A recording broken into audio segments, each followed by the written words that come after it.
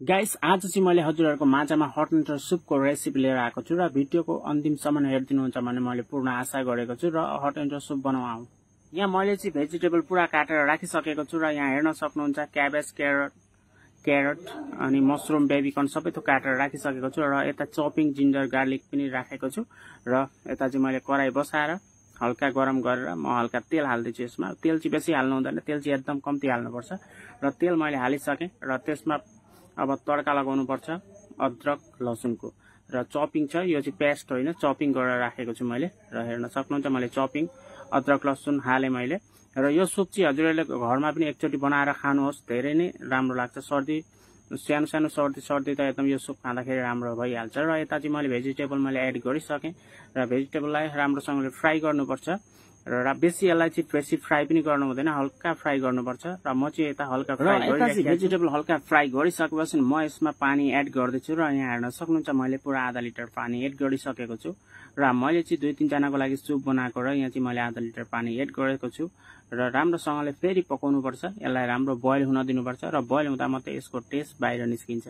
र भेजिटेबलहरु, मशरुम, बेबीकर्नहरु सबै थोक बोइल भएपछि खाना पनि स्वादिष्ट हुन्छ। र हेर्न सक्नुहुन्छ मैले चाहिँ यहाँ अलिकति नमक हालेँ र नमक अलिकति फेरि कम्ती हुन्छ भनेर फेरि मैले अलिकति एड गरेँ नमक र यता चाहिँ अब सस हाल्दिनु पर्छ। यहाँ अलिकति चिल्ली पाउडर पनि मैले यसमा एड गरेको छु, तर स्पाइसी चाहिन्छ भनेर अलिकति मैले चिल्ली पाउडर पनि एड गरेको छु र चिल्ली पाउडर चाहिँ पुरा लाइट मात्रै अलिकति मात्रै मैले युज गरेको छु र यसमा चाहिँ पेपरको चाहिँ स्पाइसी हुन्छ र मैले चिल्ली पाउडर चाहिँ हल्का मात्रै युज गरेको छु र यहाँ मजासँगले उम्लिराखेको छ र बोइल भइराखेको छ र म चाहिँ बोइल हुँदै यता टमेटो सस अलिकति एड गरेँ। सस चाहिँ कम्ती परिमाणमा युज गर्नुपर्छ र यता सोया सस,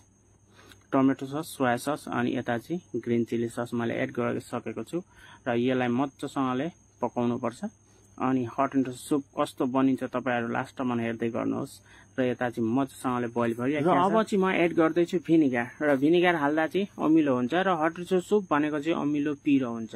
र पिरो अमिलो भएपछि खानालाई एकदम राम्रो लाग्छ र हेर्नुहोस् म के दामी चालले उम्लिराखेको छ र यसमा फेरि मैले हाले कर्नफ्लोर हाल्दा चाहिँ एकदम ग्रेभी बाक्लो हुन्छ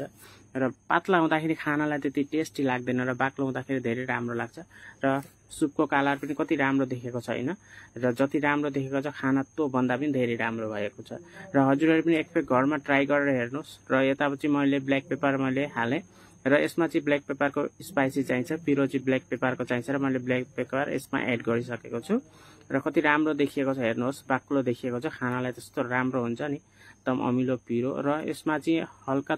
तपाईलाई सर्दी केही लाग्दाखेरि यो सुप बनाएर घरमा एकखेप ट्राई गरेर खाएर हेर्नुहोस्, राम्रो लाग्नेछ निश्चय।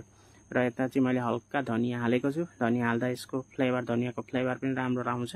र यता चाहिँ मेरो फाइनली सुप रेडी भइसक्यो र मेरो यस्तै भिडियो हेर्न चाहनुहुन्छ भने चाहिँ मलाई फलो गर्न नबिर्सिनु होला र आजको लागि चाहिँ यति नै, बाइ बाइ। मेरो सुपको रेसिपी कस्तो लाग्यो, के कस्तो लाग्यो कमेन्ट गरेर चाहिँ निश्चय जनाउनुहोस्। हजुरहरुको